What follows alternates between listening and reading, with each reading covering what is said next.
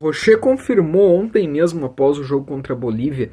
Ontem, na altitude, a seleção uruguaia enfrentou a seleção da Bolívia pelas eliminatórias da Copa Sul-Americanas e o jogo foi 0-0. O Rocher foi muito importante no jogo, foi muito acionado e o Rocher confirmou na entrevista que torceu o tornozelo. Ele torceu o joelho. Ele torceu o joelho, né? Não foi tornozelo, perdão.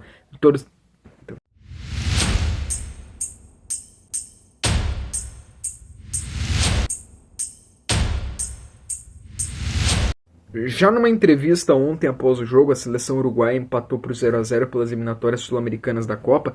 A seleção do Uruguai empatou por 0-0 contra a seleção da Bolívia lá na altitude. O Rocher foi muito acionado nesse jogo, foi muito importante nesse jogo. Já numa entrevista, o Rocher falou que torceu o joelho, né? Então ele machucou o joelho e jogou ali, mas machucou o joelho, sentiu. E agora ele voltando para Porto Alegre, vai passar aí por exames. A gente torce para que não seja nada demais, mas o Rocher se torna dúvida para o jogo de sábado. Seria mais uma lesão, terceira ou quarta lesão do Rocher no Inter. O Rocher que já não jogou esse gauchão inteiro. O Rocher ainda não jogou esse ano pelo Inter. O Rocher esse ano só tem 2 jogos. E os 2 são pela seleção uruguaia. A derrota por 1-0 para a Argentina, onde o gol realmente era indefensável numa boa atuação do Rocher. E agora o empate para o 0-0 contra a seleção da Bolívia, que ele foi importante em La Paz. Então, Rocher confirma aí um machucado no joelho. Isso é uma pena, é lamentável. Um goleiro do tipo do Rocher para um clube do tamanho do Inter. É ruim ficar se lesionando tanto assim. É ruim ficar se lesionando direto assim. E a gente torce para que realmente não seja nada demais. Claro, se ele não jogasse, jogaria o Antony, mas a longo prazo isso é uma coisa que preocupa, né? A longo prazo isso é uma informação que preocupa bastante. Então ficamos aí de olho e torcendo para que não seja nada de grave do Rocher. Agora, sobre a questão do D'Alessandro. Todos sabem que surgiu aí ontem, anteontem, um vídeo de uma reunião de um grupo político do Grêmio, de um dirigente do Grêmio, o Guto Peixoto, e nessa reunião ele fala que o D'Alessandro, sobre a fala do D'Alessandro nos vestiários, onde o D'Alessandro disse que ia pisar na cabeça deles, mencionando o Grêmio, o Guto Peixoto fala que o D'Alessandro não ia pisar nada, mas a que mais chamou atenção é que nessa reunião o Guto Peixoto fala que o D'Alessandro apanharia na arena, que o D'Alessandro iria apanhar na arena. Esse vídeo vazou, o grupo político postou uma nota lamentando o vazamento do vídeo, o Guto Peixoto deu entrevista também em muitos lugares, falando sobre essa questão. Ele diz que se não houve uma reclamação do que o D'Alessandro falou, também não deveria haver uma reclamação pelo que ele falou. Cara, eu não vou entrar aqui em opiniões. Pode falar isso, pode falar aquilo, não pode. Uns dizem que excedeu o limite, que passou do ponto. Outros dizem que é do futebol.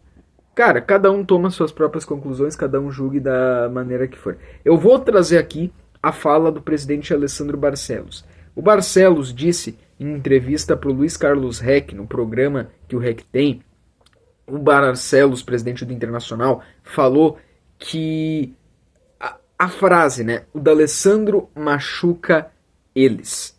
E deve ter machucado ainda mais agora com o título gaúcho. O D'Alessandro machuca eles. O D'Alessandro machuca muito eles. E não é um machuca físico. A gente sabe, claro. O D'Alessandro machuca muito eles. O Barcelos falou sobre isso. Que o Gauchão passou, que o Internacional foi campeão. É possível que esse dirigente do Grêmio tenha lamentado tantas vezes que perdeu para o Inter. E agora, nessa do Gauchão. E o Barcelos diz, o presidente do Internacional, Alessandro Barcelos, diz: o D'Alessandro machuca eles. Que frase, hein? Que frase. Que frase do presidente do Inter. Agora outro assunto. Roger na seleção. Não há ainda nada. Cara, é que a seleção brasileira tá uma bagunça, né? Tá uma bagunça. Então, se alguém tá preocupado com essa possibilidade, a gente pode adiantar. Calma, porque a seleção brasileira tá uma bagunça e não sei se há convicção.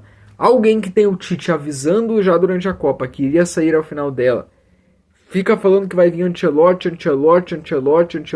no fim Ancelotti, surpreendentemente, entre aspas, não vai, daí contratam o Diniz, que fica entre Fluminense e entre Seleção Brasileira, e aí depois do nada vão para Dorival. Eu não acho que há ali uma convicção. Dorival ainda não foi nem demitido. E dizem que não pode, não deve ser, porque a maioria dos técnicos não viria agora, porque tem o Super Mundial no meio do ano. Então, esse ponto aí, o torcedor colorado pode ficar tranquilo. Claro, se fala, dizem que os pares lá da CBF, que mencionam nomes, e entre esses nomes mencionados é mencionado o nome do Roger. Acho que hoje o nome do Felipe Luiz é mais forte que o do Roger, mas o que pode deixar o pessoal com o pé atrás quanto ao Felipe Luiz é que ele não tem nenhuma temporada inteira ainda com o Flamengo. Aí alguns vão lá dizer Renato Gaúcho, mas daí tem gente que diz que o Renato não, né, porque não tá trabalhando agora.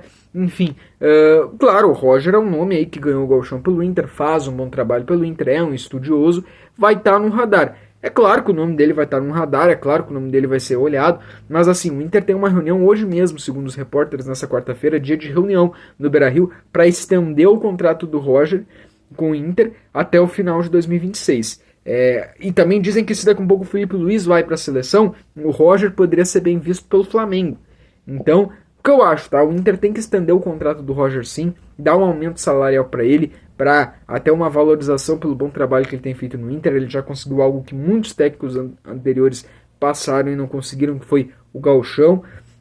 Mas o Inter tem que fazer uma multa rescisória muito boa, porque senão pode não adiantar muito. O Inter tem que fazer uma multa rescisória muito boa. Tomara que a seleção brasileira contrate o Jorge Jesus, contrate ou o Felipe Luiz, ou Abel Ferreira, ou qualquer outro, ou mantenha o Dorival, não sei, acho difícil, mas ou qualquer outro, mas pô, deixa o Roger no Inter aqui, né? Deixa o Roger no Internacional, a gente quer manter o Roger aqui, né? Quanto tempo que a gente não tinha uma confiança tão grande assim, tão unânime no trabalho de um técnico. Já houve tempos em que muitos confiavam e muitos não. Agora não, esse atual treinador do Inter, Roger Machado, é unânime a confiança nele. Sábado tem Inter e Flamengo. E o Flamengo joga o melhor do futebol do Brasil? Vocês acham? O que faz o Flamengo estar tão bem assim? Pois é, segunda-feira a gente teve uma live aqui no canal com um torcedor do Flamengo. E ele contou um pouco sobre esse começo de temporada do Flamengo e o que fez o Flamengo chegar até aqui. E assim a gente encerra o nosso vídeo com a fala do Renato Siqueira, torcedor do Flamengo, na nossa live aqui de segunda-feira. Olha aí. Então, a gente tá também esperançoso não só por causa do gauchão, mas por causa daquelas 16 rodadas invictas que o Roger teve no ano passado, que acabou parando justamente no jogo contra o Flamengo, né? Aquele jogo que o Internacional jogou muito mal no primeiro tempo, parecia que ia levar uma goleada, mas conseguiu se acordar no segundo tempo até voltar pro jogo, mas era tarde demais, parecia, né? Deu um apagão lá no primeiro tempo. Mas conseguiu fazer jogo no segundo tempo. Então essa é a prévia por aqui. O Inter vai ter agora novos nomes à disposição. O Romero, né, o Brian Romero, aliás, o Oscar Romero, que é irmão do Romero do Corinthians, não é o Romero do Corinthians, mas é o irmão do Romero do Corinthians. É uma opção para estar ali no banco. Novos jogadores. O Juninho, inclusive, é um zagueiro que o Inter contratou, deve estar estreando nesse sábado, porque o Vitor Gabriel se machucou na final no Grenal, e o Vitor Gabriel deve estar um mês fora. Então, algumas novidades que a gente não podia ter no gauchão porque os jogadores não foram inscritos a tempo, a gente pode ter, quem sabe, no segundo tempo, né, desse jogo, e o único que deve estrear já como titular é o Juninho. E o Rocher, porque o Rocher não jogou ainda esse ano pelo Inter. O Antony foi o goleiro titular do gauchão, porque o Rocher se lesionou, e o Antony foi tão bem no gauchão que o Roger manteve o Antony na final. E eu acho que foi muito justo, né? Muito justo ele ter deixado o Antony jogar ali as finais, já que ele fez um gauchão muito bom, né? Mas agora eu quero perguntar de ti, torcedor flamenguista, sobre o Flamengo em específico.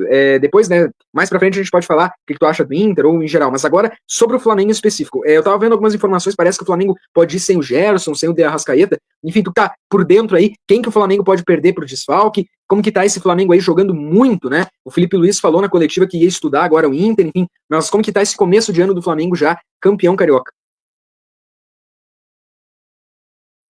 Não tô conseguindo te ouvir. Deixa eu ver aqui. O começo de ano do Flamengo tá muito bom. Obviamente que quando você tem um planejamento, e diferentemente das últimas 2 temporadas, em que o torcedor do Flamengo começou muito esperançoso com relação ao grupo, com relação às conquistas, e com poucas rodadas, tanto de Campeonato Brasileiro quanto de Libertadores, a esperança do rubro-negro ela foi meio que dando uma murchada. Dessa vez o panorama é um pouco diferente, ou seja, é muito diferente. Por quê? Porque o trabalho vem sendo feito desde o final, da reta final do ano passado. Se a gente pegar que nos últimos 10 jogos do Campeonato Brasileiro do ano passado, o Flamengo teve uma derrota, que foi para o Fluminense, e ainda conquistou a Copa do Brasil, Flamengo vem numa toada muito interessante. E começa esse ano, a temporada de 2025, exercendo um planejamento organizado. Houve a mudança da diretoria, saiu o Rodolfo Landim, entrou o BAP, saiu Marcos Braz de diretor de futebol, entra o José Boto, que só aí já é uma diferença gigantesca, gritante, que você vê que o profissionalismo, a palavra de ordem no Flamengo hoje é profissionalismo. Então, assim, tem algo muito interessante acontecendo no Flamengo. E o trabalho do José Boto casa com a filosofia de jogo que o Felipe Luiz tem implantado em campo. Tanto que isso vai ter um efeito cascata para as categorias de base. O mesmo estilo de jogo que está sendo praticado no profissional, as categorias de base tendem a trabalhar nos torneios em que as equipes participarem. Então, o Flamengo, só para você ter uma ideia, começou o ano jogando com um time completamente alternativo, era o terceiro time do Flamengo. O Flamengo, nas 3 primeiras rodadas do Carioca, perdeu 2 jogos e empatou 1. Dali, começou o Carioca para valer do Flamengo. A partir da 4ª rodada já começou os titulares a chegarem, o Flamengo começou a engrenar na competição. De lá para cá, o Flamengo sofreu pouquíssimos gols. E se eu for pegar um recorte para você, para ilustrar como é que está o Flamengo hoje, levando em consideração o que fez no Campeonato Carioca, foram 7 clássicos pelo Campeonato Carioca, mais a Supercopa contra o Botafogo. Desses 8 jogos, foram 6 vitórias e 2 empates. 12 gols a favor e 3 contra. Óbvio que, para a estreia do Campeonato Brasileiro, tem esses problemas que eu falei inicialmente. A data FIFA vitimando aí o Arrascaeta, que já vem com problemas físicos. O Gerson, que no último jogo da final do Carioca já tinha sentido um desconforto na coxa. O Bruno Henrique provavelmente vai estar fora. O Plata e o Pulgar, a gente espera que estejam com condições de jogo. Enfim, é um Flamengo que vai ser mexido, mas o mais importante é dizer o seguinte: a filosofia de jogo está implantada.